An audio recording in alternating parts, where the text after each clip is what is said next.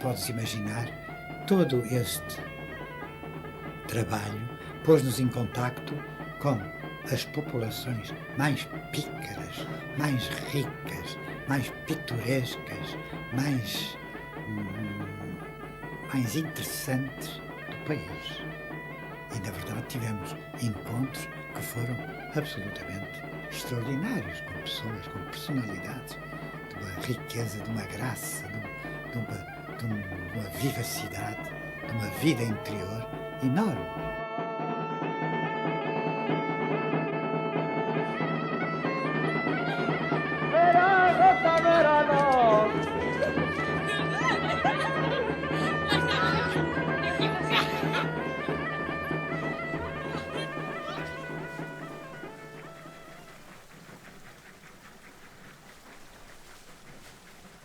Jorge Dias é um cientista de grande envergadura cujos interesses desde sempre se centraram no homem e que, mesmo antes da sua formação escolar, procurava conhecer e entender o comportamento humano nas coordenadas da variedade deslumbrante das paisagens naturais e sociais.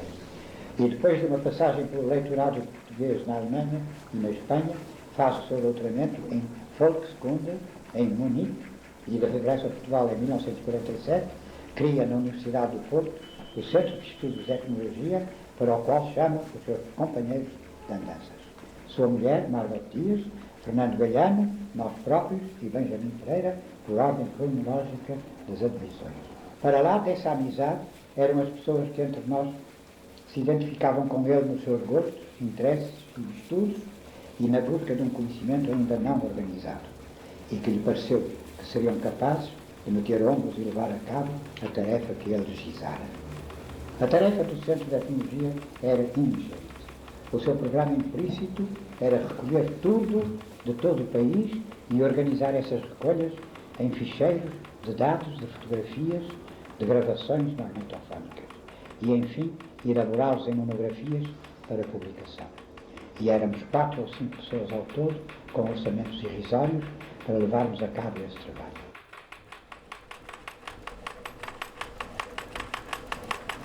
Foi um momento extremamente importante no desenvolvimento da antropologia em Portugal no século XX. Como digo, há uma tradição anterior, mas toda essa tradição, digamos, ganha uma expressão, ganha um caráter institucional, ganha um caráter sistemático que não tinha até aí. Quando eles começam, na verdade, eles não começam, eles não partem do universo académico, nem museológico, não é? Eles partem de um genuíno, de uma genuína vontade de percorrer o país, não é? E de sair com a sua tenda de campismo e com o seu 2 cavalos e a pé e irem descobrir o país.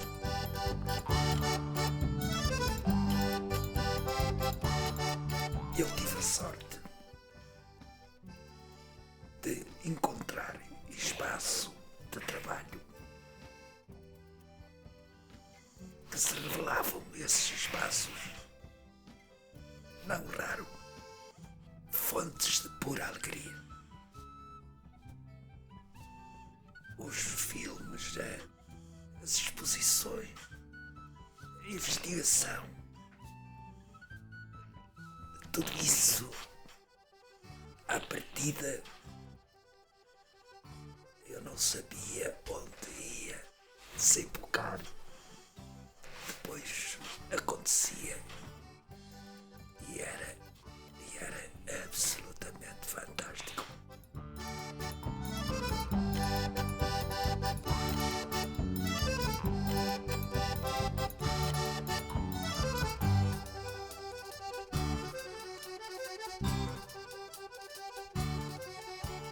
Para mim, eu tenho sempre esta tripartição, esta trilogia do Benjamin como o homem da imagem, o Fernando como o homem da arte, do desenho, e o Ernesto como o grande pensador, porque realmente o Ernesto era, sem dúvida nenhuma, um pilar básico deste trabalho de equipa que foi feito por esta extraordinária equipa. O Benjamin, quando era mais novo, segundo ele próprio diz, era um bocado d'Artagnan, era mais aguerrido, mais... sei lá, se calhar irritava-se mais facilmente. O Fernando tinha um feitio um pouco mais fechado, portanto era uma pessoa que, como é óbvio, era muito sociável, mas mais complexo. Eu acho que o Ernesto era a pessoa que de todos talvez tivesse, naquilo que eu conheci dele, a personalidade mais graciosa, estava sempre bem com toda a gente. E sem dúvida nenhuma, eu acho que foi muito importante para o trabalho dele e para o trabalho da equipa. Um aspecto que também não se dá, aquele ar calmo e aquela forma, digamos, pausada de falar que vocês ouviram, escondia uma enorme capacidade de trabalho. Quer dizer, eles saíam aqui de casa, aqui ao lado, saíam no R4, cerca das 8h30 da manhã, mais coisa menos coisa, estavam no museu habitualmente até às 4h30, 5h, voltavam para casa, jantavam frugalmente e depois trabalhavam até às 2, 3 da manhã. E eram os dois, quer dizer, um fazia um trabalho, outro fazia outro, de vez em quando paravam e de vez em quando faziam aquilo que eu achava uma delícia. Muitas vezes estive lá com eles, que era, punham, por exemplo, Bach e paravam. Quer dizer, eu lembro-me a cantata do café, em que eles paravam durante cerca de 40 minutos e não faziam nada e ficavam a fruir. Bom. Schweigt stille, plaudert nicht und höret, was ist und Geschicht. Da kommt Schlendrian mit seiner Tochter Lieschen her. Brummt ja wie ein Zeidelbär. Hört selber, was sie ihm getan.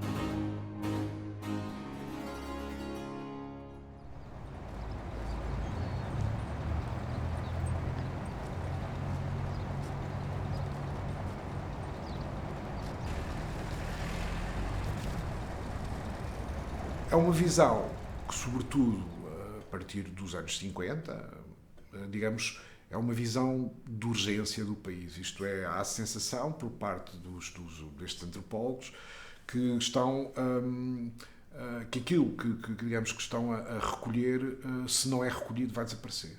E daí toda a faceta, digamos assim, de documentação, por vezes, digamos, com prejuízo até da própria interpretação. Não é que os textos sejam meramente descritivos, mas há de facto um peso muito grande na descrição, e na descrição, digamos, em extensão, que é muito grande e que tem a ver com essa ideia, que eu acho que subjaz todo o trabalho desta equipa, que é: esta é a última oportunidade que nós temos para identificar qualquer coisa que vai desaparecer.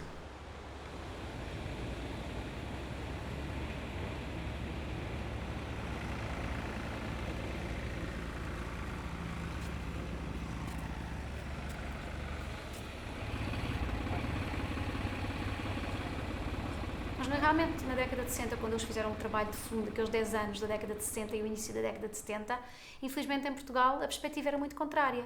Era muito a ideia de que coisas velhas como casas velhas e como moinhos velhos era para desaparecer, que o que era importante era a tecnologia e a modernidade tomarem o lugar dessas anteriores coisas. Infelizmente que essa equipa, e sem dúvida nenhuma isso deve-se muito ao Ernesto, tiveram consciência de que essas coisas de que, em certa medida, estavam a desaparecer e se queria fazer desaparecer, eram importantes. Por outro lado, havia uma conversa engraçadíssima que ele fazia: ninguém sabe o dia da manhã.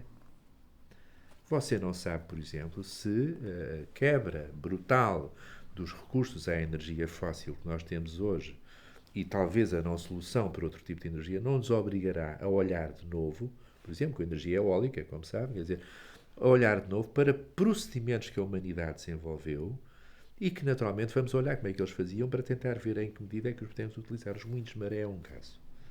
Por exemplo, tirar partido da força das marés para a produção de energia é uma situação. Os eólicos toda a gente sabe, mas, por exemplo, uma situação que o Ernesto escrevia lindamente, e o Benjamin também, que era como é que se consegue tornar produtiva uma terra junto ao mar que só é de areia. Isso é feito através das algas, através do sargaço.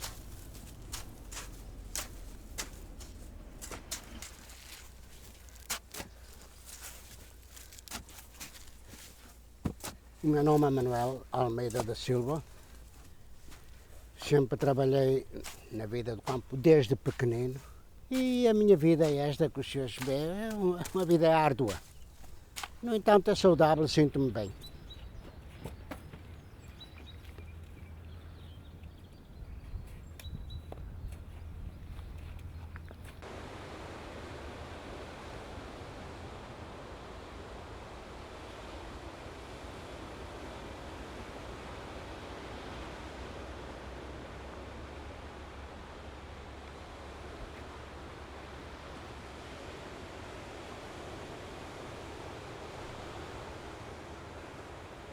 Desde pequenino que começamos a apanhar o sargaço na praia, eu com a minha mãe e os meus irmãos, e então nós pequeninos, juntamente com a mãe, a minha mãe andava com o galhapão a apanhar o sargaço e nós com os engaços e as carrelas a transportar o argaço para cima para as dunas.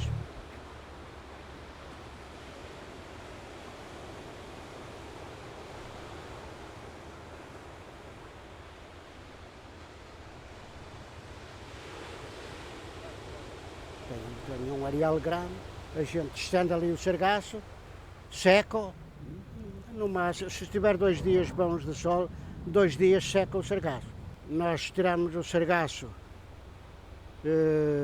julho, agosto, às vezes em setembro também, e depois fica armazenado nas barracas. Uns têm barraca na praia, outros têm nos campos. Armazenamos para o ano seguinte, na altura de fazer a lavoura, usá-lo.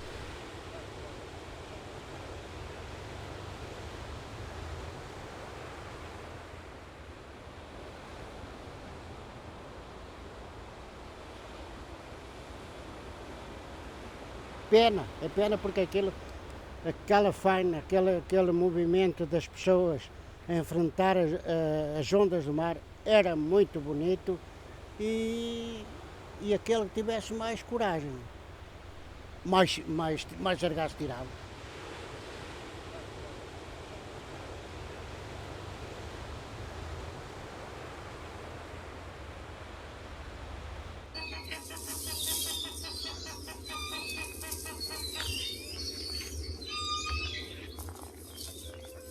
A Margot Dias é assim uma pioneira do filme etnográfico em Portugal, quer dizer, foi a primeira pessoa a utilizar uma câmara de 16mm para de uma forma sistemática fazer trabalho de registro, trabalho de terreno com uma câmara. Portanto, foi ela que conseguiu que se comprasse esse equipamento para as missões em África e o Benjamin e o Dr. Ernesto começaram a filmar, a fazer registros, a fazer filmes aproveitando os restinhos de película que sobravam da Margot Dias que trazia da África e aproveitando aqueles bocadinhos de película era preciso pensar o que é que se vai fazer com este bocadinho de película. Temos 3 minutos, então vamos registar qualquer coisa que seja passível de ser feita em 3 minutos e o quê, não é?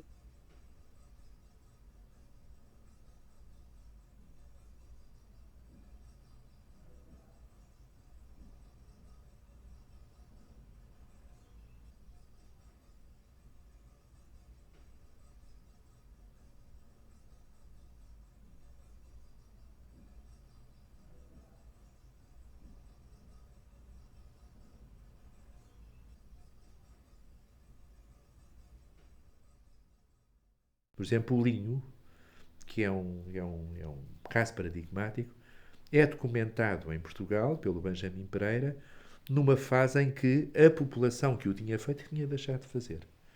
E então consegue-se fazer um projeto de 1 ano em que vai desde a sementeira, a colher, a tratar depois dentro da água, para o apodrecimento das fibras e depois para quer dizer, e é feito todo um registro que passa também por aquilo que o museu já tinha, que era toda a parte de cultura material.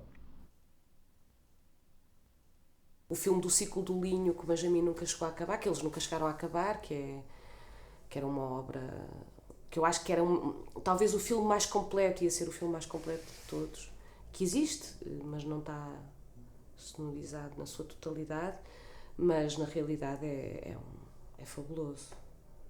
Fabuloso porque é um filme que incorpora completamente as sociabilidades, a música, o dançar, o brincar, não é? A maior parte do tempo no trabalho do linho o que nós vemos é as pessoas a brincar. Está a gravar. Está a gravar. Já viu? Ai, puta.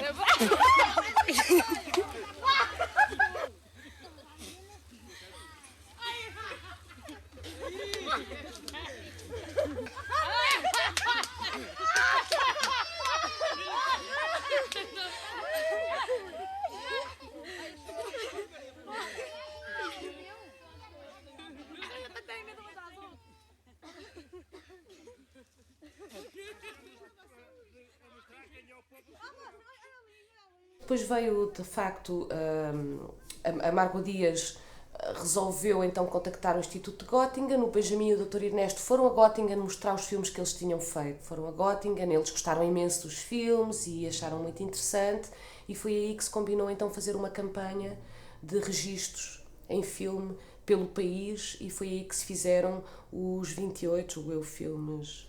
Foram filmes feitos em 14 dias. Portanto, basicamente a equipa veio e o Ernesto e o Benjamin tinham já mais ou menos decidido quais é que eram alguns dos aspectos da etnografia portuguesa que seriam interessantes ser retratados em filme, e, portanto, levaram a equipa a vários pontos do país para filmar, e justamente as temáticas foram basicamente as mesmas aquelas em que eles trabalhavam. Muito cultura material, não é? Desde a fabrico do pão, a olaria, os pisões, a apanha do sargaço,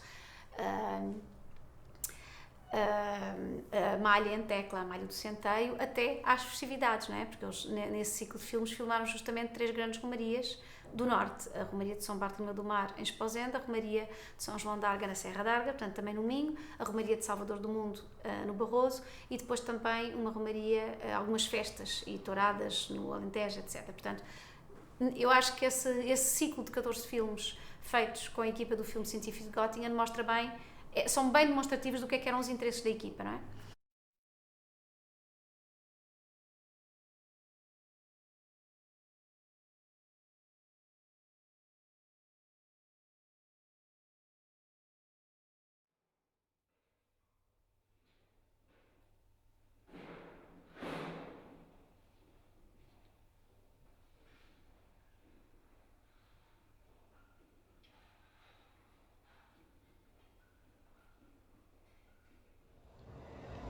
Para erguermos o Museu de Etnologia e tirando a coleção Maconde, partimos do vazio total. Quando começámos a trabalhar para ele, não havia uma peça recolhida, uma ficha, um modelo, uma ideia ordenada a que nos agarrássemos.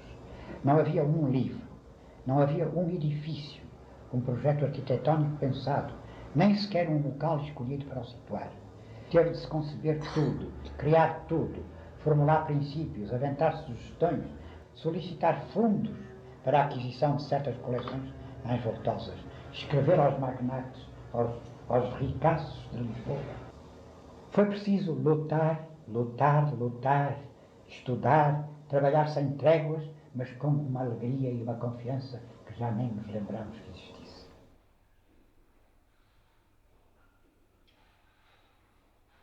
Obviamente isto significou, além de tudo mais, a mobilização de meios que eram muito vultuosos, não é? Construir um museu de raiz, fazer coleções de raiz, tudo isso significou muito e foi em grande parte uma aposta pessoal do Jorge Dias na década de 60, não é? E em todo o tempo antes do 25 de Abril de 74, no tempo da ditadura, em que de facto a concepção daquele centro e daquele museu, a concepção pelo poder, era da etnologia do ultramar.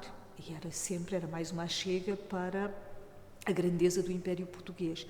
Aquilo que, no fundo, Jorge Dias vai fazer é uma concepção de museu que, para a altura, era inovadora, que era definir o museu pela sua abrangência. Portanto, não apenas os povos, entre aspas, primitivos, não é? Mas, portanto, as expressões da cultura popular portuguesa. Aliás, eu devo dizer-lhe que a abertura do Museu de Etnologia deve-se exatamente a essa capacidade que ele teve de mobilizar uma quantidade de gente e de tornar inevitável e quase um escândalo não se abrir um museu. Sai uma quantidade de artigos nos jornais e o Manuel Pedro Ferreira, que na altura escrevia na imprensa, no Expresso, etc., se quiser, nós montamos uma espécie de lobby de vamos lá dizer que é impossível este museu continuar fechado. O museu foi pensado para não ter exposições permanentes. Era uma inovação absoluta em relação aos museus de etnologia da Europa. Para ter reservas de investigação, de estudo, onde os objetos estavam tendencialmente todos à vista e podiam ser escolhidos para estudo, portanto, para acesso a investigadores, e salas para exposições temporárias. As exposições temporárias exigem que se construam problemas.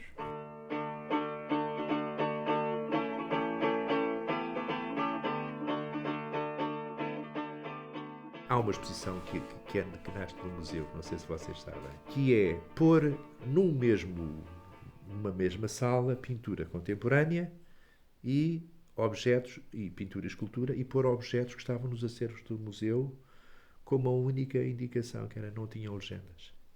Portanto, e o que é que acontece? É que os críticos de arte ficaram à nora.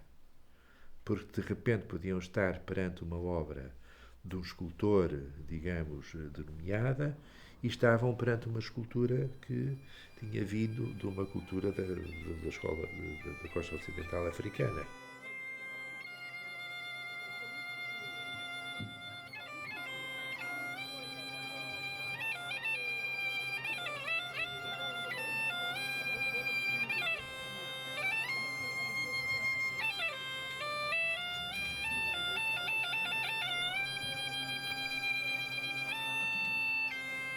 A grande festa que é feita no Museu de Etnologia nos anos 80 é a festa do lançamento desta segunda edição dos instrumentos escolares portugueses. Não é? Portanto, a melhor maneira de celebrar o lançamento da segunda edição, a primeira estava esgotadíssima há não sei quanto tempo, é organizar uma festa da romba. Não é? Agora, quando foi desta festa, juntou-se lá muita gente, e depois cada grupo, por exemplo, eu, meu filho e meu pai, representamos aqui uma chula e um Bira de Braga e um Balhão, está a compreender? E arranjou-se quem tocasse o bolo, que eram os Domingos Moraes. E os outros, cada um da sua área, faziam a sua coisa. Foi uma coisa muito bonita, sabe? No meio daquilo tudo, quando de repente houve conferências e coisas e tal, depois reuniu-se tudo cá em cima, dançou-se, o Benjamin dançou, porque o Benjamin era o bailador, não é do Minho. A festa permite, e nomeadamente a dança, por exemplo, permitem uma dimensão, se quiser, de humanidade e de fruição que o simples estar não permite. Ou seja, e é a festa que eu digo que não é a festa de alguém num palco a fazer para outros que assistem passivamente. É a festa, se quiser, de terreiro, como vocês sabem muito bem o que é. Quer dizer, era esse o nosso modelo.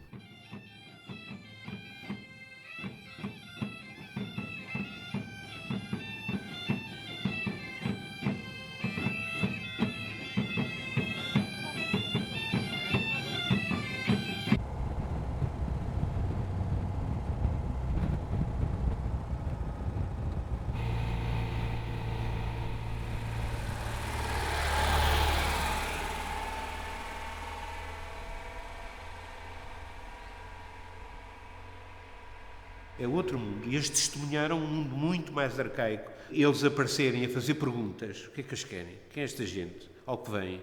A GNR intervinha e algumas vezes eles foram imediatamente inquiridos nos postos da polícia em relação ao que estavam a fazer. E depois faziam dizer-lhes, como diziam, que iam fazer recolhas etnográficas, a cultura popular e não sei o quê, aquilo para eles era completamente fantasia. Estão-nos a dar baile. O que estão a fazer aqui é que o que é que se passa? E eles passaram alguns dissabores.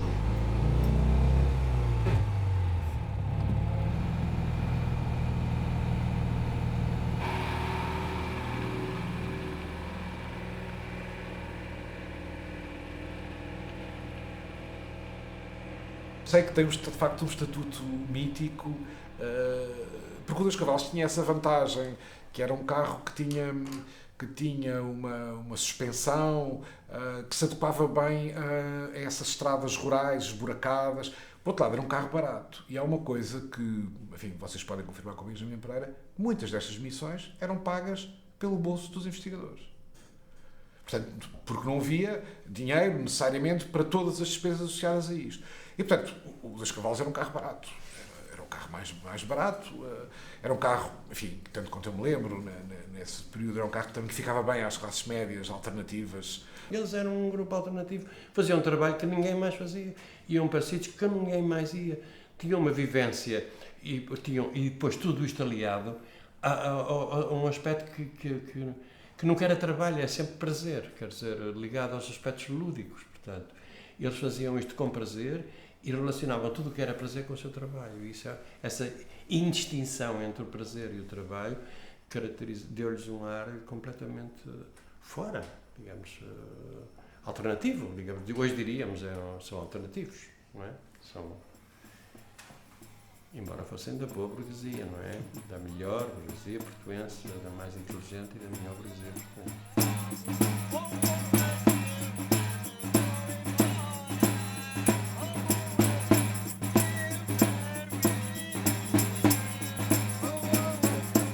E as pessoas eram muito gentis com ele, os açorianos são muito afetuosos, é uma gente diferente, percebe?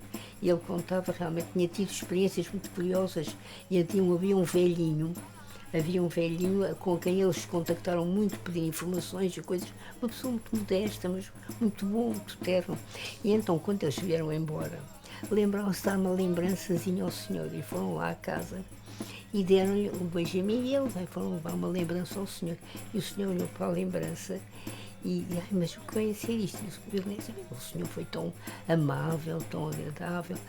Então ele ficou a olhar para isto. Mas então o amor não conta.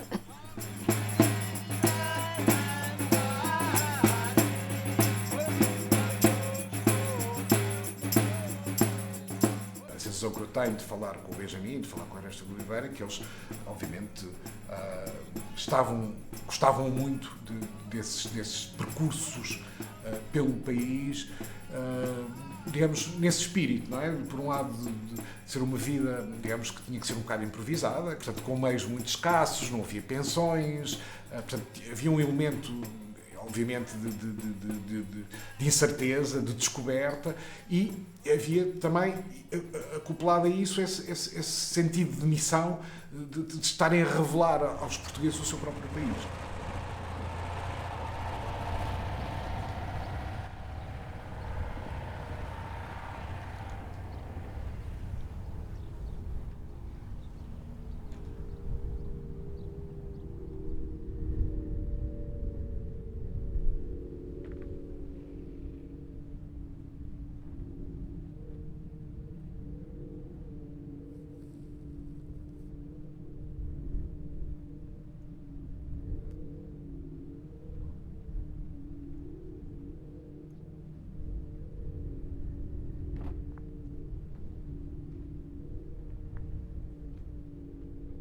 O Fernando Galhano é o homem do desenho que, não vindo do desenho etnográfico, visto que também pintava, quando começa a trabalhar, a intensificar, a especializar claramente a sua área a sua colaboração nesta dimensão, nesta perspectiva, ele atinge graus de leitura das coisas estudadas que nem o texto que escreve e descreve, nem a imagem fotográfica conseguem, por si sós, revelar.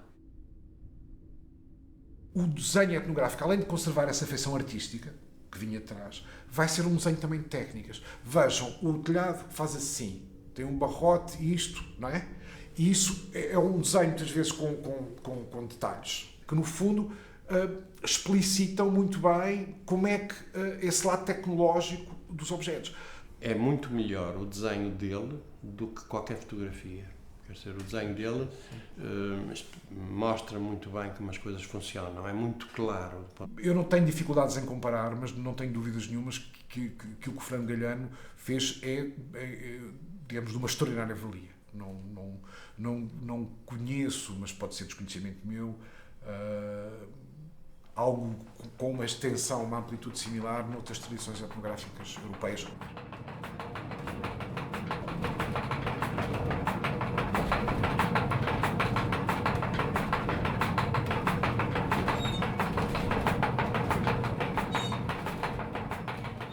Porque na altura era o que se vivia, era dos moinhos, pronto, era uma indústria, uma outra qualquer.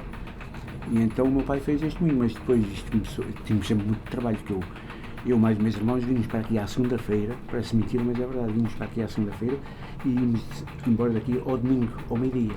Estávamos aqui toda a semana a fazer farinha. Desde que houvesse vento, tínhamos que fazer farinha.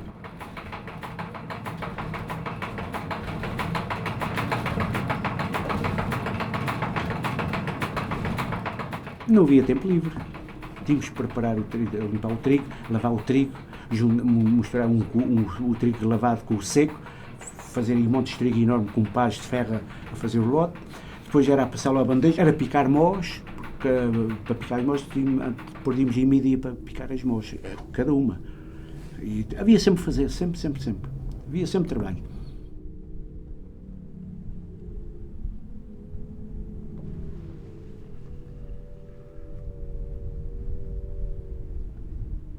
Isto é como digo, isto é só para gente maluca. Tenho um irmão aqui em Vila Verde, é que me diz, e se calhar tem razão. A gente é que não tem vergonha, ainda vimos para aqui. Com a gente sofremos e agora ainda vim para aqui. Mas pronto, gostamos disto.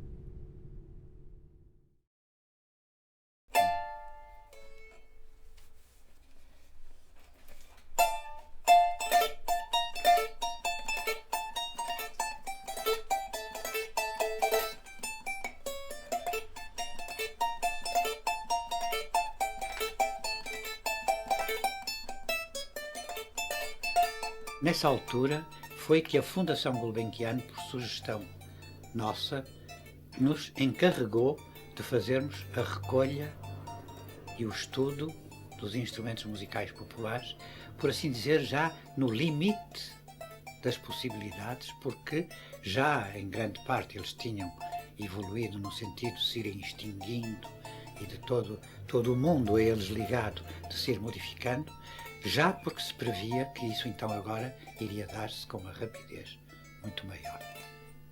Como é que vamos fazer? Organizamos, portanto, esse questionário e enviamos mais de 3.000 questionários a professores primários, professores das escolas rurais, às pessoas importantes da terra, aos estudiosos, aos padres, etc. Começamos a visitar todos os padres e os professores que nos tinham respondido. E as respostas foram cada vez mais desanimadoras. Desanimadoras no sentido de entendermos o que é que se deveria passar. Houve um padre que então resolveu brincar connosco e começou, enfim, a fazer-nos ele perguntas. Então os senhores querem tambores, querem bombos, não é? Acho bem que queiram bombos. Então para que é que os senhores querem os bombos? E por aí fora, e nós ficamos tão indignados, tão desesperados com a estupidez daquele homem, que saímos dali e, de repente, foi uma pré-iluminação. Não vamos consultar mais professores nenhuns, nem párocos nenhuns, nem nenhuma dessa gente. Vamos, mas é ao tasco, falar com as pessoas e ver o que é que elas nos dizem. E assim sucedeu.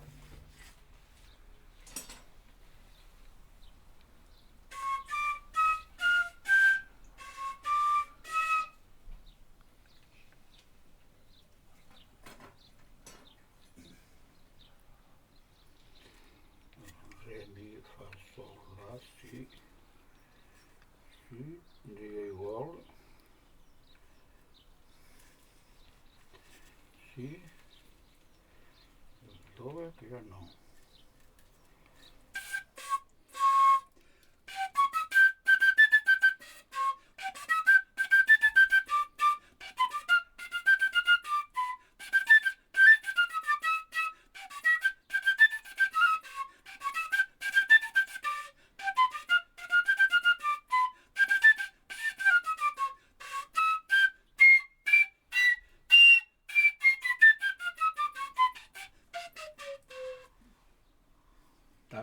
Nós costumamos dizer, e eu que sou ateu, graças a Deus, costumamos dizer que há duas Bíblias fundamentais,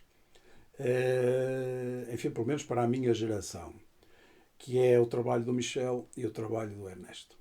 O Ernesto Veiga de Oliveira surpreendeu-nos com aquilo que designávamos um tijolo, em que de repente nos revela uma série de instrumentos, muitos deles até eram desconhecidos. Não conhecíamos, salvo raras exceções, de uma maneira geral, por exemplo, a grande variedade de cordofones que existia. Festada da Renoia, Celurico de Basto. Rebeca, Francisco da Mota. Violão assordinado, Cipriano Coelho. Violão solto, Francisco Coelho. Primeira viola, António da Cunha.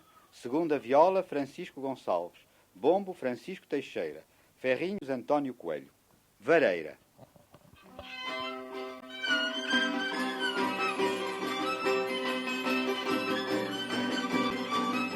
O Ernesto não é por acaso que tem este interesse pelos instrumentos musicais. Para além de ser um melómano, ele tinha tido a possibilidade de ser um estudante de violino. Eu não sei dizer exatamente quantos anos isto durou, mas ele sempre me referiu. Olha, a minha sorte foi eu ter tido um contacto com um instrumento musical e perceber que, de facto, os dedos numa escala fazem os sons de determinada maneira. E embora não tenha seguido, quando eu olho para um músico, eu sei qual é o problema que ele tem.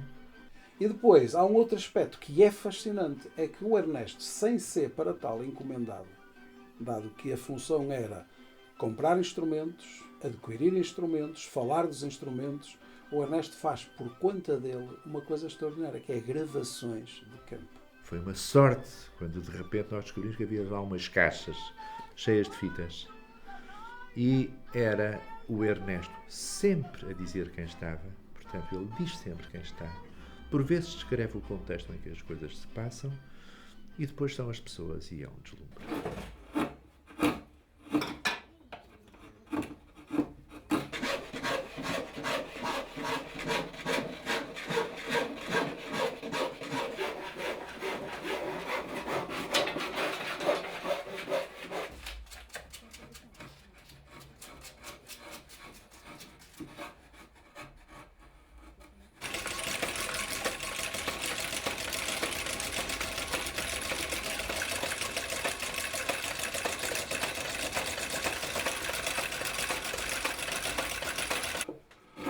Ora bem, Ernesto Veiga de Oliveira, ele tinha um grande amigo que era o Sr. Fernando Galhano.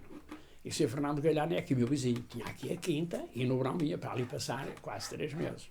É como o Sr. Fernando Galhano, andava muito por aqui. E era amigo de Ernesto Veiga de Oliveira. Em conversa com o Dr. Ernesto Veiga de Oliveira, ele disse que tinha um vizinho na aldeia que trabalhava em violas. E assim foi. Um dia aparece-me aqui com Ernesto Veiga de Oliveira e com o Sr. Benjamin. Daí, quando Ernesto Veiga de Oliveira, que andava na recolha aqui no Minho, no Douro, no Alto Minho, ia para a Espanha, aqui a minha casa era ponto de paragem, quase obrigatória. Eles vinham sempre aqui. Porque eu restaurei também vários instrumentos depois e fiz alguns novos. E comprei velhos para o museu, porque eu tinha ordens de Ernesto Veiga de Oliveira de oferecer instrumentos novos em troca dos velhos. A nossa relação foi muito boa, sabe? A ligação que ele faz com o Domingos Machado e a consciência que ele tem de que alguns bons construtores de instrumentos têm que ser apoiados de muito diferentes maneiras, é a consciência que ele tem de que as feiras que havia, por exemplo, a Feira de Castro, onde se vendiam as violas campaniças, os mercados que havia em toda a zona transmontana, onde se vendiam as flautas de tamborileiro, estavam praticamente extintos, quase não havia oferta. E ele tem consciência de que se por acaso a construção de instrumentos tivesse algum apoio, ela andaria. E então começo a fazer as campanizas, as veiroas, as toeiras. Para aí, é claro, começaram a ser pedidas. Eu fiz as primeiras violas que apareceram mais recentemente no Alentejo, eram feitas em Braga. Em entrevistas que às vezes grandes músicos davam nas televisões, diziam que foram feitas em Braga. E até a própria jornalista que estava a entrevistar ficava admirada porque é que não eram feitas na zona deles. Porque os violeiros nas zonas deles desapareceram todos há muitos anos.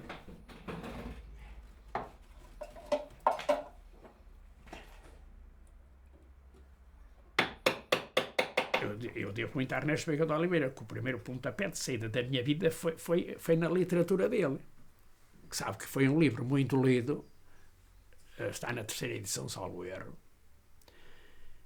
Além disso, ele, como cita o meu nome em várias obras, eu começo a ser bastante conhecido.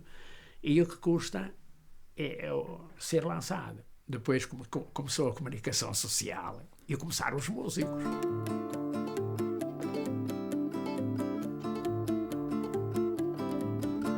O que eu, como etnomusicóloga, acho tão interessante, além do próprio valor científico e documental dessa obra, é também o impacto que ela teve no meio musical, sobretudo no meio musical urbano, porque eu acho que, de facto, os músicos urbanos encontraram nesse livro uma fonte importantíssima para recriarem os instrumentos, para tocarem os instrumentos. As transcrições que foram aí incluídos também forneceram fontes importantes. Houve ali um período, eu lembro projetos como a Brigada, o Oxão Tem, por causa das percussões, o Júlio Pereira, e estou a ser injusto, que estou a esquecer muitos outros, mas que foram projetados depois do 25 de Abril e na esteira do trabalho do Ernesto, não é?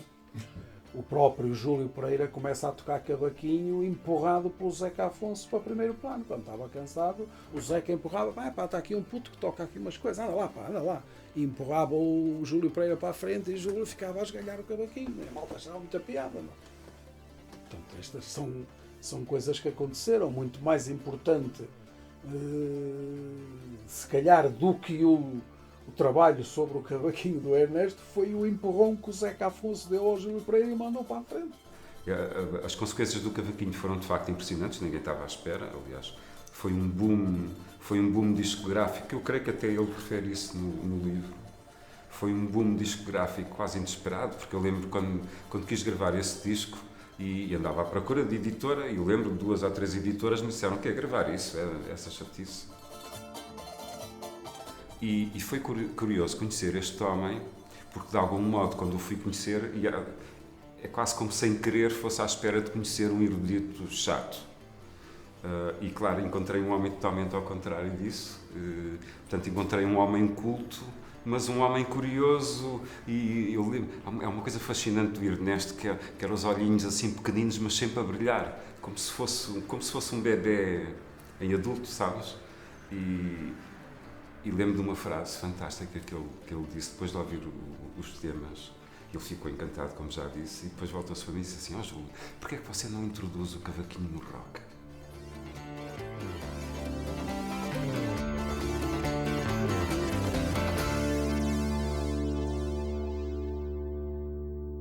A Unesco, aqui há uns anos, suprimiu palavras como salvação, salvaguarda, defesa e preservação dos seus textos sobre a música tradicional. Se vocês virem, há imensos discursos que falam a preservação, a defesa, a salvaguarda, a não sei quê, enfim, uma cruzada terrível. A Unesco substituiu tudo isto por uma expressão que é, dizendo, é importante a manutenção das condições de criatividade. Quando eu digo estas coisas do Giacometti, quando eu estou sempre a dizer e a provocar e a dizer eu vou fazer uma banda chamada Kill Giacometti e a palavra de ordem tem que ser Kill Giacometti, etc., é exatamente neste sentido. Nós não podemos sacralizar os repertórios, nós não podemos sacralizar os velhos, e o objetivo que se deve fazer é afinem a velhinha. A palavra de ordem deve ser afinem a velhinha, porque não me venham com coisas, mas a velhinha estão sempre desafinadas, as velhinhas não têm que ser músicas, e aquela coisa é só o que elas fazem. Na verdade, elas estão a passar a informação que passaram e que a informação foi contínua, etc. E é isso que, no fundo, é a história da tradição. É uma transmissão livre que vai para todo o lado e que faz ramificações para todo o lado. Mas, por exemplo, a mim especialmente, e acho que eles também sentem mais ou menos isso, dá um prazer diferente se chegamos a um arraial, uma festa onde vamos tocar, fazer um peditório, etc. Epá, e as pessoas conhecem as músicas que nós estamos a tocar. E trautam música, cantam música. Isso tem um valor diferente do que nós tocarmos uma música já mais moderna, se assim o podemos dizer, e as pessoas ficam assim até um bocado estranhas a olhar para nós. Epá, o que é que este gajo está a tocar, não é? É isso. E se tocamos o Maneio, se tocamos o Passo Dobrado, há pessoas que conhecem o Passo Dobrado. A Laurindinha é aquele marco de... A Laurindinha, mal começamos a tocar a Laurindinha, estão logo as pessoas a cantar, a dançar. Então temos de lutar contra qualquer forma de revivalismo, exceto aquele que seja mostrar como nos parece que teria sido. Em termos de lição, de aprendizagem, vá lá, e por que não, também em termos de uma certa sentimentalidade, à memória daqueles que foram os nossos.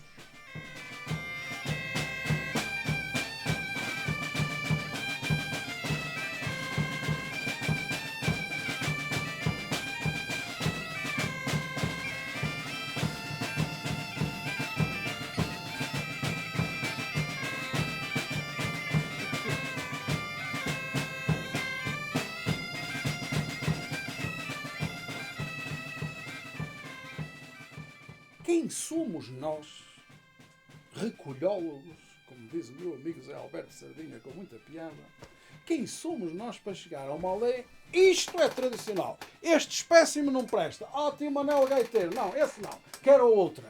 Olha, e você esse cantar? Não, eu quero é gravar este e não sei o quê. Mas quem somos nós para decidir? Este sim, este é autêntico, porque tem a partitura está correta, a nota está lá certinha, não tem interferências do fado, não me soa a castelhano, não tem nada do minho e não sei o quê, mas quem somos nós para dizer isto? No jardim de infância, por exemplo, os miúdos hoje o que é que conhecem?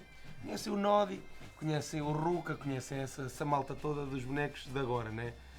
Pá, saiu o Nodi, pronto, e os miúdos ficaram todos contentes. E o balão do João. E o balão do João, pronto, que é uma mais antiguinha, mas que os miúdos conhecem na mesma. Mas quer dizer, tocaram o Nodi e eles ficaram até engraçados, que ficaram assim admirados. Que engraçado, será? Imagino eu que eles tenham pensado, aquela coisa estranha também toca o Nodi, não é? Quer dizer, isso também é engraçado e também faz parte. Depois viemos lá dos velhos, eram os velhotes a pedirem para tocar. Apita ao comboio. Hoje um gaiteirico aprende a tocar um Campanitas de Toledo ou outras pessoas. E se o convidarem para ir animar um grupo de excursionistas que vem ver as amendoeiras em flor e fica aí na residencial, e lá à noite eles estão a comer a posta mirandesa, vai lá tocar o tema, não é? Que era algo impensável de ser tocado. Neste quadro, depois, há, obviamente, processos que se desenvolvem e que são esses processos de mercantilização da cultura, porque, digamos, se a cultura é um recurso, digamos, faz sentido, no fundo, pensar no artesanato, digamos assim, não apenas para aparecer num museu, mas como fonte de rendimento, sobretudo em meios rurais que estão economicamente muito deprimidos, que não há fontes de rendimento alternativos, faz sentido ir por aí.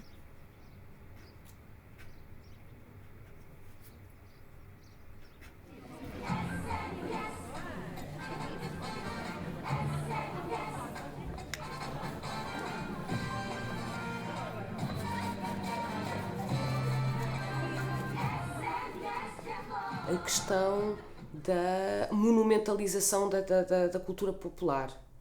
A forma como a cultura popular se tornou em qualquer coisa em que se escolheram alguns aspectos, se transformaram esses aspectos em coisas para serem vistas, até dentro da própria comunidade, tirando-lhes o contexto inicial, não é? E de repente qualquer coisa que era em que toda a comunidade participava é qualquer coisa que é feita depois de repente para fora, não é?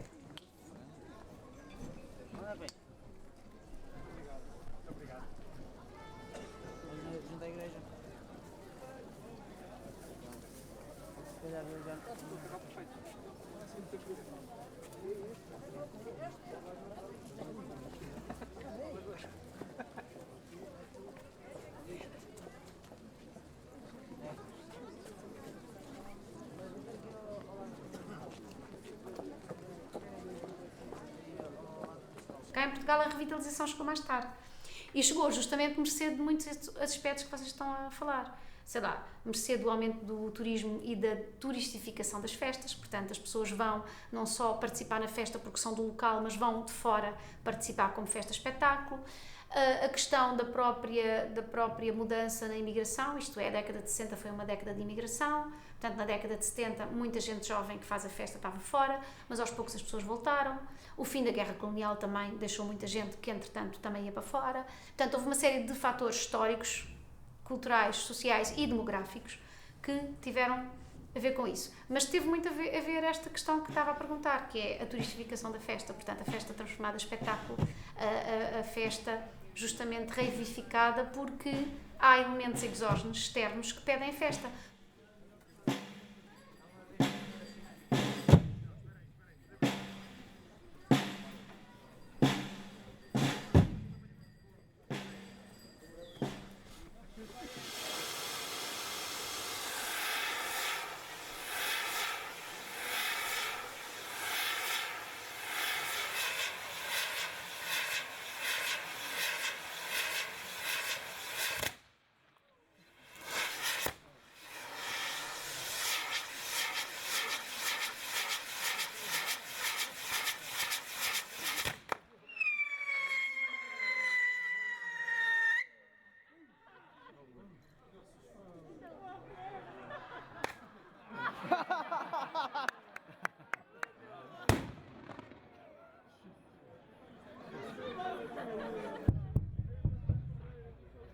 Isso foi, quanto a mim, o grande motor de retorno às festas, de revitalização das festas. É as pessoas terem consciência de que têm ali um bem imaterial, mas que é apreciado e querido por pessoas de fora. Portanto, o facto de repente uma aldeia da Lombada Bragançana de repente ser transformada num fulcro, num foco de atenção de todo o país, claro que é importante.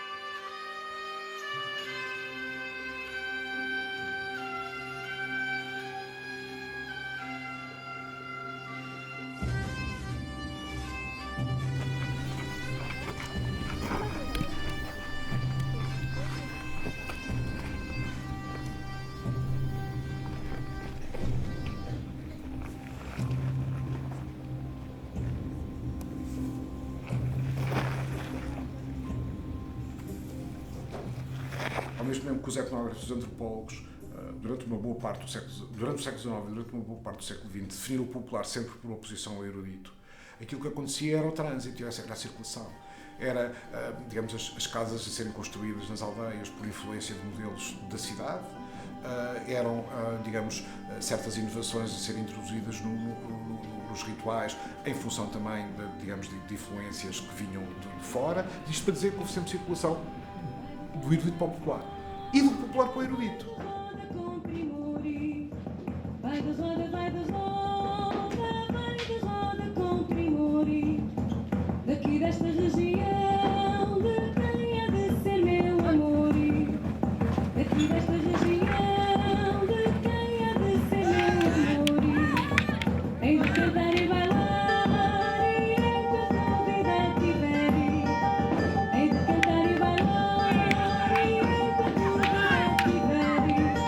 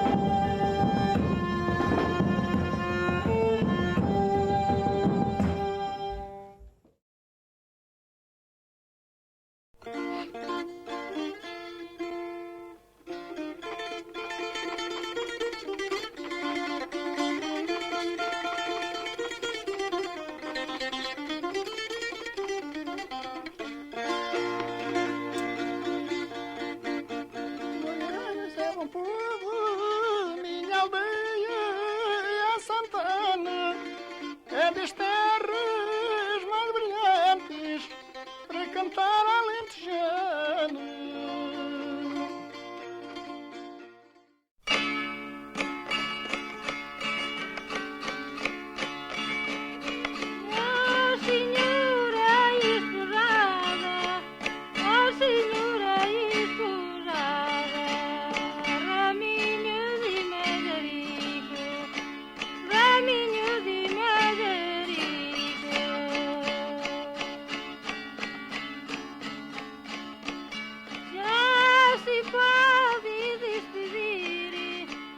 Se pode